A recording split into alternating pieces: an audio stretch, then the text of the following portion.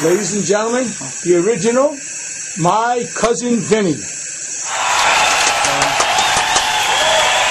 How you doing?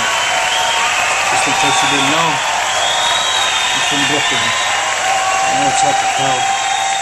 I'm with my cousin Ronnie, who was about 2 hours late getting here because he said he just got stopped for one little incident on the road, but it was a little bit more than that. I think it cost him about $300 for the Ronnie, local authorities. Anyway, he's got me here. He wants me to do a stand-up routine, which it's impossible because I'm sitting down. We'll do the best we can. You can do it! Hey, Vinny, this is Ronald. Do a good job, or we're going to have to throw you in the car like we did to Maxwell. I was thinking about telling him when I was in North Shore Hospital about 2 years ago. I did about 12 or 13 different trips to Atlantic City, but I'm stuck on the 15th floor. So I'm just looking for a place to get a cup of coffee. She calls upstairs. I begged her not to call the cops because I can't imagine what they're going to do to me. I mean, what else could they do to me there? And I guess I got to know the people pretty well. After a while, you get so disgusted of just being in your room, you start wandering a little bit. So I had my wheelchair, and I used to walk around with my wheelchair, and got to the point where I felt no matter what I did, it was going to be okay. And then one day I go downstairs, it's about 4 in the morning because I had some terrible sleeping habits. And I get stopped by a nurse who asks me, "What are you doing here?" And I just look at her and I just brush it aside, and she goes, "Where are you supposed to be?" I said, "Well, I'm supposed to be I'm in a hospital. I don't know whether I'm coming or going anyway." So I said, "Listen, I'll go upstairs." She calls upstairs. "We have this Mr. Governale here, and he doesn't belong here." So she makes sure I get on the elevator. I go upstairs. When I get out of the elevator, nobody's there. I go the opposite way. I walk around. I come back to my room like I wasn't coming from the elevator. And the nurse sees me. She goes, "Where were you?" I said, "Where was I? I was sitting down the end of the hall. I couldn't sleep." "We got a call from somebody down the end of the hall by the telephones. You never looked down there." I said, "I'm sitting there for 2 hours reading the newspaper." And I didn't tell them. The next day, I go downstairs in the afternoon. I want to just get out of the room. I go downstairs.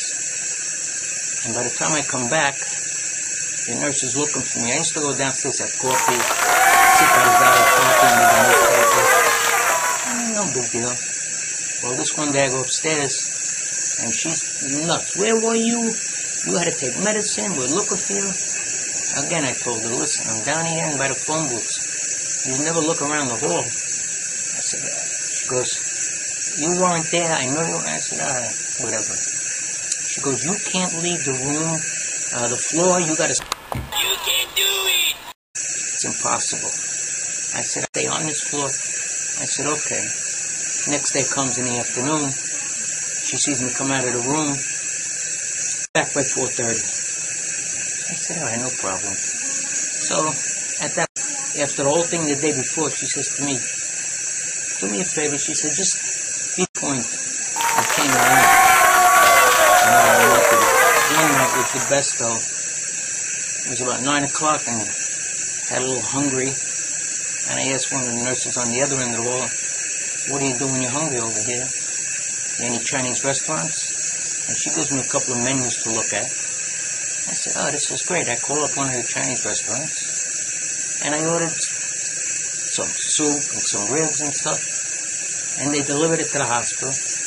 And I paid them. I went to my room, and I ate. And I'm thinking, this place, it's like a hotel.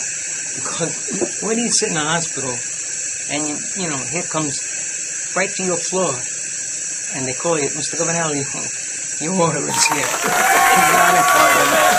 I couldn't believe it. I also was there 12 or 13 times during that year, so I kind of got used to the place, and they kind of got used to me. I think I knew everybody who worked on the floor, from the maintenance people up to the administration, so it wasn't too bad. And that was my hospital exploits. Now I'm over here in this rehab center, the culture rehab center, where the only way you could have regular food is if somebody brings it in for you, and that's no problem at all. So they just keep it hidden. We don't want to cause any problems. But you look in every room, I see people eating stuff that they didn't get here. That's for sure. And also, the best place to lose weight is this place, because the food is so different. What's that you're drinking? Well, Dr. Brown's. Comes from A.W. Deli in Kings Highway, excuse me. I think my cousin might have brought it up for me, I'm not sure. But he certainly didn't bring me that liverwurst sandwich that I had before. I just don't want anybody to get the wrong idea, because I really got to watch myself. But this food up here will make you watch yourself. And have a nice day. Right. I know this sounds like I'm being forced into this, and I am, but I'll just tell you a little story about this guy riding on a train going from New York to California. So he gets tired, he wants to lay down, go to bed. He goes into one of the bunks, takes the bottom bunk, and he lays down. 20 minutes later, here comes some woman. She goes up on the top bunk. Now the guy's a little cold. He says to the woman up there, he said, "Miss, excuse me," he said, "I'm a little chilly down here. Would you mind throwing me a blanket?" She looks at him, she says, "Listen, you riding alone?" He says, "Yeah." She goes, "Well, I'm riding alone too." She goes, "How would you like to ride like husband and wife?"